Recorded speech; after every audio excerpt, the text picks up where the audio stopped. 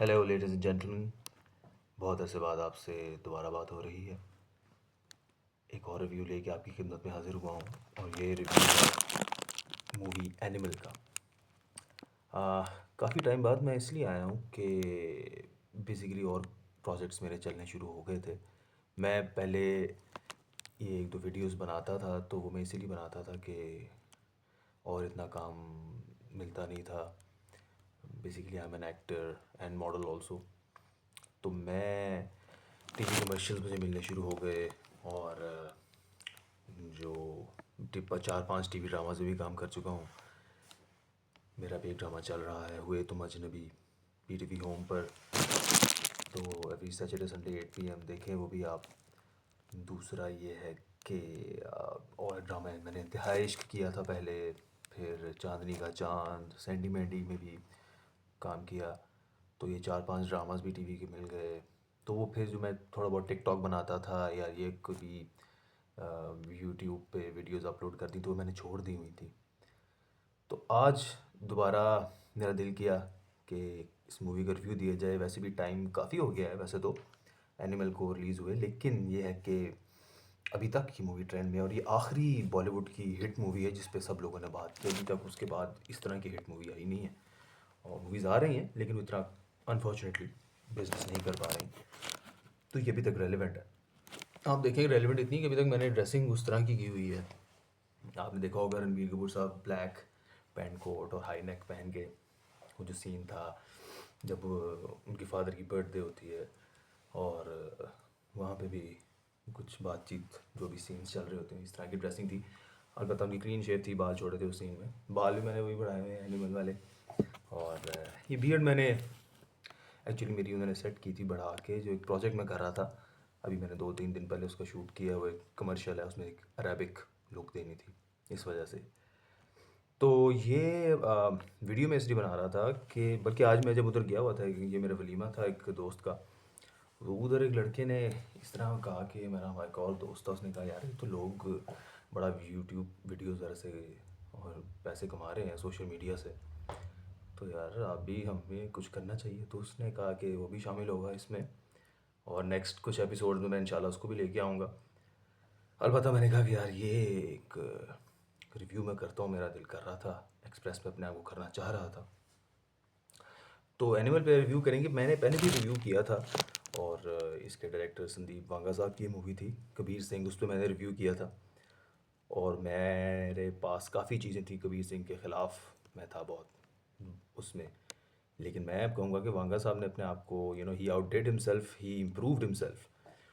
क्योंकि मुझे एनिमल में कोई भी गलती नहीं मिली। एनिमल में बहुत लोगों ने बहुत ज़्यादा तनकीद की है और लेकिन मुझे तो उसमें कोई भी गलती नहीं लगी। और मैं कुछ पॉइंट्स हैं जो लोग बात करते हैं, अभी तक करते आ रहे हैं, तो उन्हीं के ऊपर मैं कुछ पॉइंट्स पे बात करूँगा। वैसे ये बहुत अच्छी बात है कि फ़िल्म के बारे में बात हो, उससे जितने भी सोसाइटल नॉर्म्स हैं और जो भी रसूमात और वाक़यात चल रहे हैं उस पे बात हो और डिस्कशन हो। तो ये इस मूवी की ये तो एक बहुत बड़ी कामयाबी है कि इसने लोगों को बात करने पे मजबूर किया। तो पहली जो मैं बात करना चाहता हूँ वो थी कि सबसे पहले वायलेंस पे आ जाते हैं कि जी लोग अक्सर कह रहे हैं कि मूवी में वायलेंस बहुत है। यार ये जो एक्शन है ये सबसे ज़्यादा पूरी दुनिया में जो है ना, वो जो जॉनरा सबसे ज़्यादा चलता है वो एक्शन है। सबसे ज़्यादा मूवीज़ पैसे एक्शन पे कमाती हैं, लोग एक्शन देखते हैं सबसे ज़्यादा। एक्शन एडवेंचर यही तो देखने जाते हैं ना सिनेमा में। आम स्टोरीज़ होंगी वो तो इंसान देख लेता है अपने ड्रामास वगैरह में भी, ठीक है ना। जो ऑर्डिनरी स्टोरीज़ होती हैं, एक्स्ट्रा ऑर्डिनरी देखने के लिए आप सिनेमा जाते हैं। एक्स्ट्रा ऑर्डिनरी को ही आप लार्जर दैन लाइफ भी कहते हैं, ऐसे ही है ना। यही डिफरेंस होता है लार्जर दैन लाइफ और एक्स्ट्रा ऑर्डिनरी का। कि आपको अब यानी कि मामूली और गैर मामूली का फ़र्क है ना। तो पता नहीं क्यों और पूरी फ़िल्म में 2 एक्शन सीन्स हैं अगर आप गौर करेंगे। तो एक आखिरी सीन है बॉबी देओल साहब के साथ फाइट का।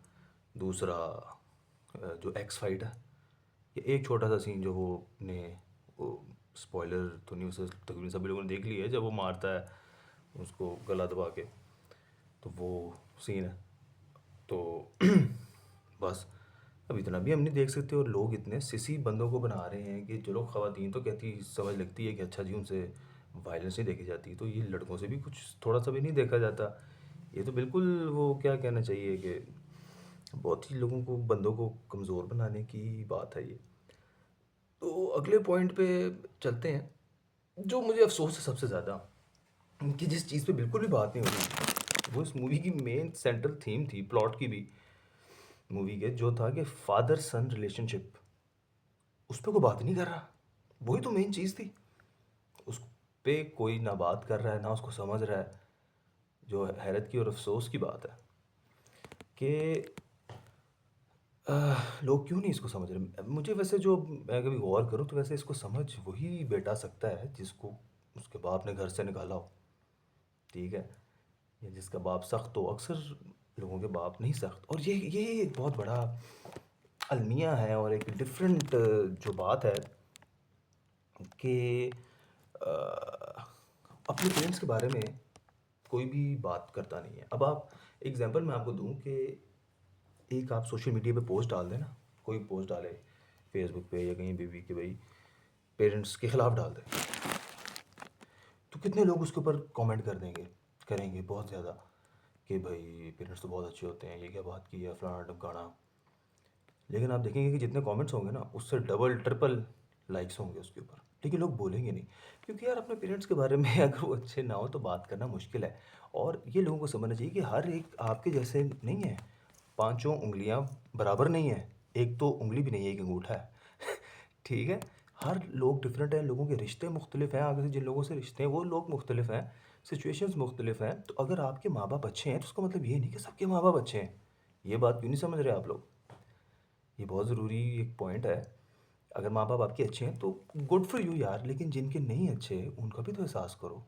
उनको बिला वजह क्यों आप बातें करते हैं? वो खुद भी नहीं बोल पाते इस चीज़ों के बारे में, अच्छा नहीं लगता अपनी फैमिली के बारे में बात करना।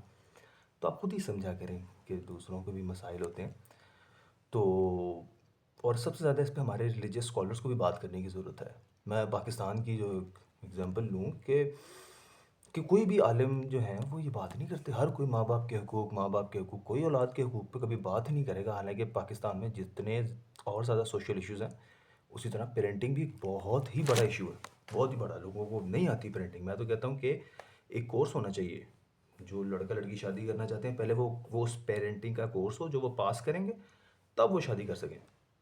इतना ज़रूरी है। लोग बहुत बुरे पेरेंट्स हैं, तो वो पेरेंटिंग को बढ़ाएं। और इसमें रिलीजियस स्कॉलर्स की मैं मिसाल देने लगा था कि जैसे मौलाना तारिक जमील है, उनके आप बयान सुने।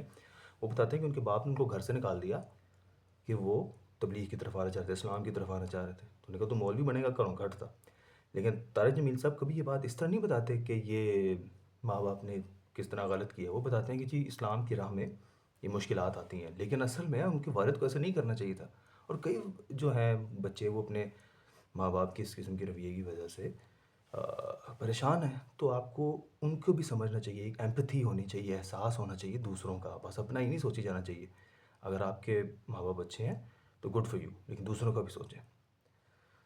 दूसरा एक और जो उसका पॉइंट था कि जो न्यूड एक वॉक थी, एक न्यूड तो नहीं तो कवर ही थे, लेकिन रणबीर कपूर साहब ने ऐसा जो इम्प्रेशन एक दिया गया मूवी में ये कि जी वो न्यूड वॉक कर रहे हैं। तो उसमें लोगों ने कहा यार ये क्या सेंसलेस बात है भाई। एक तो वो बड़ा ही ज़बरदस्त सीन था, बड़ा मर्दाना सीन था वो। जब उसके भाइयों ने फिर फायरिंग की ना, तो उसने और भी तड़का लगा दिया उस सीन को। कई कुछ आप आपस में डिस्कस करेंगे ना, कोई लड़कों से पूछेंगे तो वो बताएंगे कि अक्सर दिल करता है कि बंदा फिर ऐसे ही निकाल के नंगा फिरे, ये दिल करता है कभी कभी। तो लोगों से पूछेंगे तो आपको पता चलेगा। अगर आपका नहीं भी करता तो ज़रा पूछें एक दो अपने दोस्तों में, लौंडों में, दिल उनका कर रहा होगा, तो कभी बंदा ऐसे ही निकले। क्योंकि बात क्या है, इस मूवी का आप नाम याद रखें, थीम याद रखें, वो क्या है, एनिमल। ठीक है, मूवी की थीम एनिमल है। इंसान जो है ना, उसको सबसे ज़्यादा इंसान क्या चीज़ बनाती है? वैसे तो हम भी जानवर ही हैं। कपड़े हैं जो सबसे ज़्यादा एक फ़र्क डाल देते हैं। कपड़े पे कोई जानवर और कपड़े नहीं पहनता, ठीक है ना, और कोई जानवर कपड़े नहीं पहनते, सिर्फ इंसान पहनते। कपड़े पहन के आप सिविलाइज्ड और इंसान की तरफ आते हैं। तो मूवी की एक एनिमल थीम थी कि वो एक एनिमल डिपिक्ट किया गया, शो किया गया, सिंबलिज्म था वो। आप उस पूरी मूवी में देखें कि वो इस तरह की एक और रेफरेंस था स्टार्ट में ही, जब वो पूरी स्टोरी सुनाता है मंदना को, अल्फा वाली, याद आया कि जी ऐसे शुरू में पत्थर के दौर में ऐसे होता था और अल्फा, वो जो स्टोरी है वो भी आप याद करें, वो एनिमल की थीम के साथ, वो आप लोगों को समझ लगेगी कि पूरी मूवी कुछ इस थीम पे जा रही है, इस किस्म की मैसेजिंग और वो की गई है, तब आपको इन चीज़ों की समझ लगेगी किस तरह जा रही है। मेरा ख्याल है जो सिग्मा है ना वो इससे जनरेशन रिलेट नहीं कर पा रही, क्योंकि अल्फ़ा की बात हो रही है और ये जो अल्फ़ा चलता आ रहा है था हमेशा से, तो ये अब जो और लोग उन्होंने कहा यार हर कोई तो अल्फ़ा नहीं बन सकता, हमारे टाइम पे हमारी जनरेशन में तो यही था अल्फ़ा का, जो हमने जो हीरो डिफ़ाइन किया हुआ था। आई थिंक मैं जनरेशन वाई से हूँ, जनरेशन एक्स के लोगों ने ये हीरो डिफ़ाइन किए हैं, अब आगे जेन ज़ी शायद अपना हीरो निकाले और वो निकाल के, वो अल्फ़ा नहीं, हमारी जो जनरेशन और जो एक्स ने भी डिफ़ाइन किया हुआ था, जो हमारा हीरो थे वो अल्फ़ा पर्सनैलिटी थे, अल्फ़ा मेल, इनकी है सिग्मा। ठीक है, तो सिग्मा मेल वो कभी भी अल्फ़ा नहीं होता, वो थोड़ा एक, आप देखें ना वुल्फ्स की जो एक वुल्फ ट्राइब होता है उसमें ये बात बहुत सही से समझ लगती है।